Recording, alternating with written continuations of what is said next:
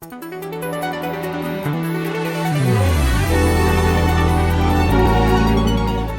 course, I mean, just like every other guy, of course you want to see attractive women in the ring wrestling, but I hate the beauty contest, you know, that kind of stuff. It's not really about that. In my opinion, I've seen like women's wrestlers from all over who can actually get in the ring and compete with the guys, and I think that should definitely be put out there like in front. In America, the state of women's wrestling is kind of abysmal. I love women's wrestling, and I mean actual women's wrestling. I don't like women who dress like strippers. I don't like women who dress like, you know, cheesecake and all that, because they feel that's the sex appeal is what's going to take it over. A woman in a wrestling ring is become, I mean, it started off as, you know, carnival sideshow stuff, and, you know, they just kind of evolved, and you have now it's part of the show, and it's kind of, I've seen it kind of de-evolve back to almost to being a sideshow at one point. Now it seems to try to give it credibility in the pros now, when you watch it on television, sports entertainment. First question, of course, is going to have to be what I think of women's wrestling. You know, the past women's wrestling, like the GWC. And the thing you got to understand is with the women from the past, it was more quantity versus quality, but it was like more of they were different roles more than just a wrestler. Now we got more wrestlers than we have, you know, than what we had before. Before they were the valets, they were the hosts. We had one was a referee. We even had a few GMs. From our side of things, you know, backyard wrestling. A woman in backyard wrestling is a rare thing. I just like for women to show up and you know, put it out there. You know, I'm not a feminist, but I'm a feminist in the belief, or I'm an equalist in the belief that if you can do my job just as much as I do, or you can do better, more power to you. The women's side is something I'm wanting to see more of, because of the fact that, well, I know the fans at home probably think the same way. The ones on TV are not doing a very good job, and I know that we want to showcase, at least in the GWC, we want to showcase the women's talent correctly, the way talent should be.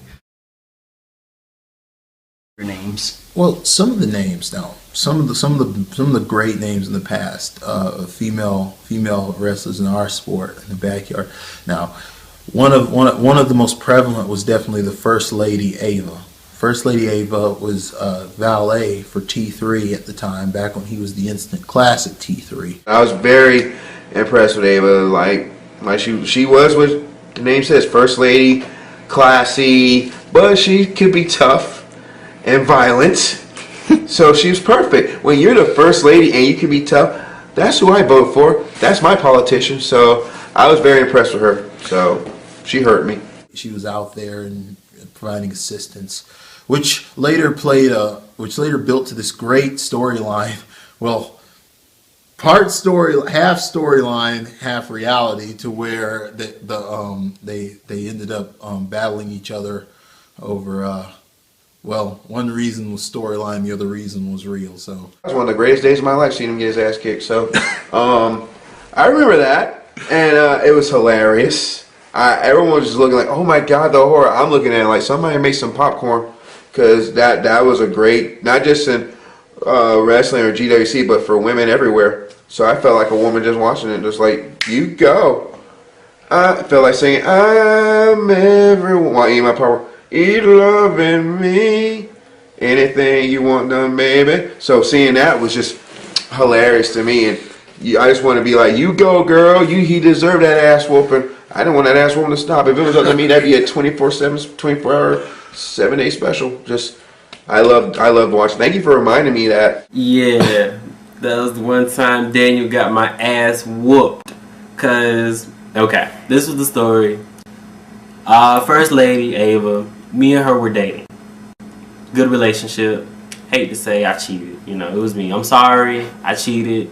It was on me. My apologies. Stuff that and there. Everything got out. We decided to still remain friends. I wanted to work it out, you know. And Daniel thought it was a great idea if we had a match, but he didn't know the underlying story between me and her. Well, my perspective, what happened was she came in, and I think she had two of her friends with her. And all during the matches, she kept asking Daniel if she can have a match with T3. Earlier that week, we fussed and we argued and all that. After the match, and they walked away, you can clearly see that T3 was mad at Daniel because he was trying to tell Daniel that she was going to kill him. And so he was like, let's have a match. And they were all looking. I was behind all of them. And I'm like, Daniel, no, don't do this. Don't do this. And she's like, yeah, let's have a match. And T3 was trying to tell Daniel, no, don't, whatever she says, no. And, it was seen kind of weird. So they had a match. Next thing I know, her two friends had these umbrellas because it was raining that day. And they started beating the crap out of T3. Because she knew I wouldn't put my hands on her. And she knew this is a way to get out pent up aggression at this guy that cheated on me. And I can get away with it because it's wrestling. So yeah, I got beat with an umbrella. I got kicked in the nuts. I mean, they were like completely beating the shit out of him. I'm glad it was him and not me. And to this day, I still tell Daniel that he pretty much sacrificed his cousin for a rating. The First Lady. I'm gonna get my nails arched. One. Everything. 1, 2, 3. And it's over. Ladies and gentlemen, I have seen some real bad beatdowns, but ladies and gentlemen, that's our opener, and get ready for more violence when we go into the intensity Whose house zone. is this? Gentlemen, thank you. It's your house. Damn, TJ got knocked the fuck out.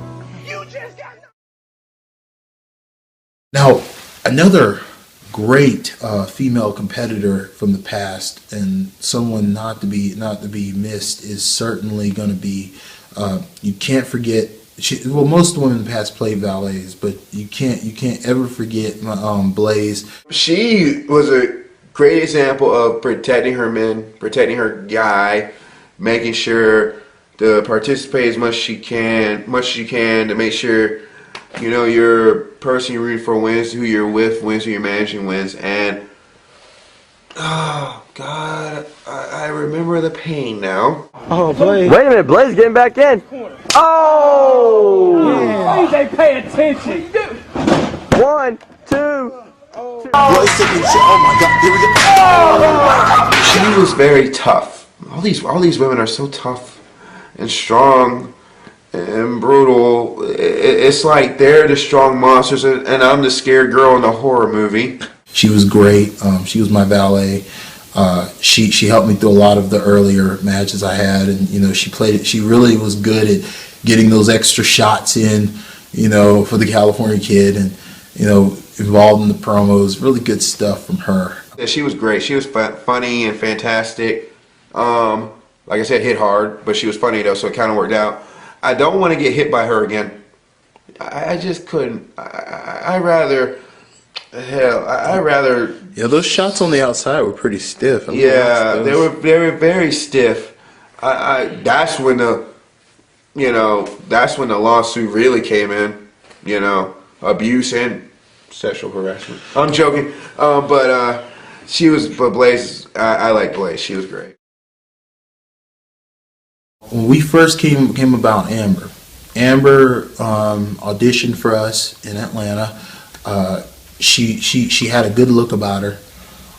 She just, it was very refreshing, and we needed somebody to do some of these countdowns because we were kind of venturing into doing countdowns, which the most painful moments. 2007 was a very, very intense year. She's probably one of a very good host for the show, and she brought something to the segment that she did, and it was like probably one of the most watched non-wrestling things that we had at the time, and it was like amazing. It's like people loved Amber. They just couldn't wait for, what was it, the 20 most extreme moments, and it was like I think 2007, 2008, and I think 2009. I can't remember, but people just loved it because Amber was like so good with that role. GWC Intensity, which then was known as AWS Intensity, was known for some of the most brutal competitions you could ever see in backyard wrestling, and our affiliates as well. So we put together this countdown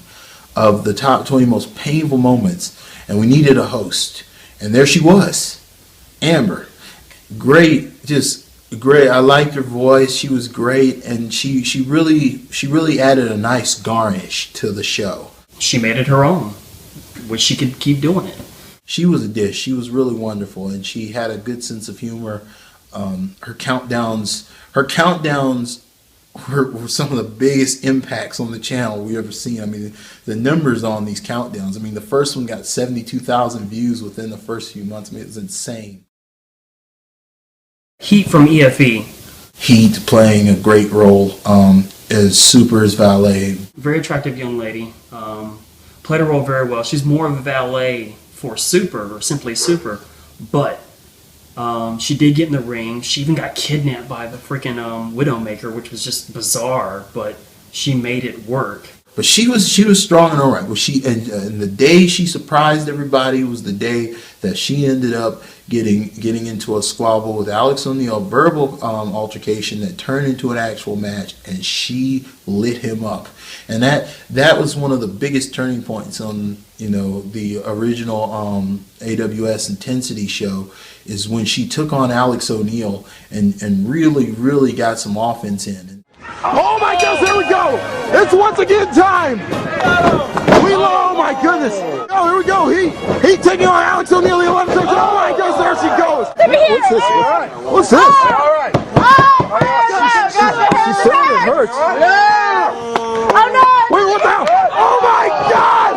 No! Oh my God! No, you see that? Oh my God! Oh my God! Can you believe this? It's him! Lashley's risen from a grave. So much soup. What the hell? He's pushing Alex O'Neill. He's got to get the pin here. Draping on 1, 2, 3. See this? Beat Alex O'Neill. Oh my God, Super's here. He has won. To that point, there hadn't been a lot of female competitors who stepped up and really got in there. The valets generally just kind of hung on the outside, and they would just kind of help us along. But man, that was a game changer. Of course, you had Skull Kid. She was probably one of the tougher female wrestlers that I've seen. She was a very good athlete. She really knew what she was doing. Well, where to begin with Skull Kid? Skull Kid got brought into the RHW. We had a tryout. I got my start in the GWC when I first got recruited to RHW, and I got recruited by my friend Willie B. I had a tryout with the rest of the RHW crew that was in charge, and they liked what they saw. So there's two people there. There was this one guy who was, kind of crazy and everything else, and then there was Leah. Well, we really needed more talent. We chose Skull Kid over, I don't even remember that guy's name, but we chose her because she had more upside to her.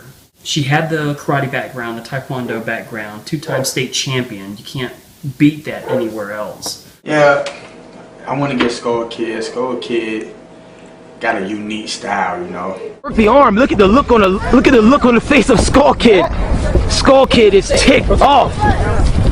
Skull Kid is ticked off. my most recent was with TMB. I had a really good time in that match. He taught me a lot of things in the short period of time that we were able to wrestle together. And it was a good experience and probably one of my most favorite matches to take a part in. The match I had between Skull Kid was pretty good. It was one of my favorite matches, and I don't have too many matches against women, but that one is definitely up there. She like to throw a lot of kicks. Jumping away, at the minute, and a kick right to the temple. Hit the ropes. I wouldn't trust her. Skull! Wow! I am known for being a 2-time state champion in Taekwondo. Here they go. Oh man, look at this. Skull Kid, wow!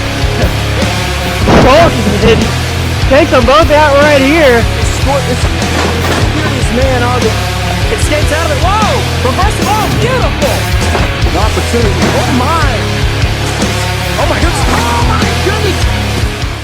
Skull Kid brought a different feel to the table. She had the martial arts, those real stiff kicks. I mean, man, you talk about dealing out damage. She had a weapon, and a weapon that most female competitors on the show, most female characters on the show hadn't had in the past. So she brought a different dynamic, a different, what's the word? Demographic. She brought a different demographic, not only being a female wrestler, but also being someone who could do the karate and everything else. Me personally, I met Skull Kid when I arrived in Hinesville. I was there with, I believe, the Pike and Mike Cross and a few other guys rode in there to compete in the Hinesville non-tournament RHW, and there was someone sitting off in a chair, just as calm as the breeze. You know, just calm, just sitting there chilling, just looking around, hadn't said anything to anybody, and she sat there, and I walked up to her. She knew my name, shook my hand, and I remember asking what her name was, and there it hit, Skull Kid. I'm like, didn't know what to think of that. It was different. It was one of the most different names I've ever heard for a female wrestler. She was doing good at the beginning and everything. She kind of struggled through it and everything else. So we couldn't really figure out how to place her and everything else. She was the good guy. She was a good guy up to a certain point. And there was one point where I said, you know what? Just go out there and just light a fire under Willie B. Just like tear him apart. You're never there for me.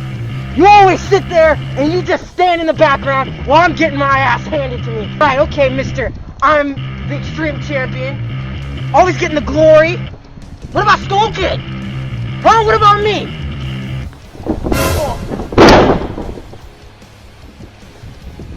You take that with you. She just like tore him up with a promo. And that's when she became the evil Skull Kid. Loved it. I loved her dynamic that way. She played a better villain or antagonist than she did a protagonist, and just the way she did it. I am an Extreme Champion, a former Extreme Champion, which was converted to the Liberty title. I'm the first woman to have a non-woman title. I got a man's title, essentially. Before she left, she had a match and she became the new Extreme Champion. And I gotta say, I'm very proud to say she was the only female in the old GWC to hold a men's title. Going up top. Oh my God! From the second.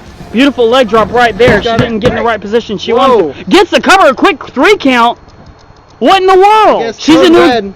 Didn't believe Maggot could get in time to reclaim his championship, and just effectively just names a new champion. Look at that devilish smile. She stole one away, but then again, she was screwed earlier in the match. You gotta think, but this has got to be more to the point of Code Red screwing over Camo Kid. This ain't enough. This is not enough. I want another title. Yeah, I think I'm gonna go for another. She's talking some trash after being the newly crowned Extreme Champion. There she is. Guys, we're talking about how, because I'm a girl, I can't get, a title, but proves right here what I can get. She held the men's title, a man's title. So she was one of the men, even though she was a woman. And I'm very proud to say that she was part of, the RHW and the group that we had going on there. Skull Kid was the epitome of the wrestler back then in that era. Most notably, I want to shout out to Nina Monet and Pandora for doing what they're doing right now. You guys are doing a great job, and I really like how the direction you guys are taking wrestling for women. You're giving the guys a reason to respect us. Sounds good.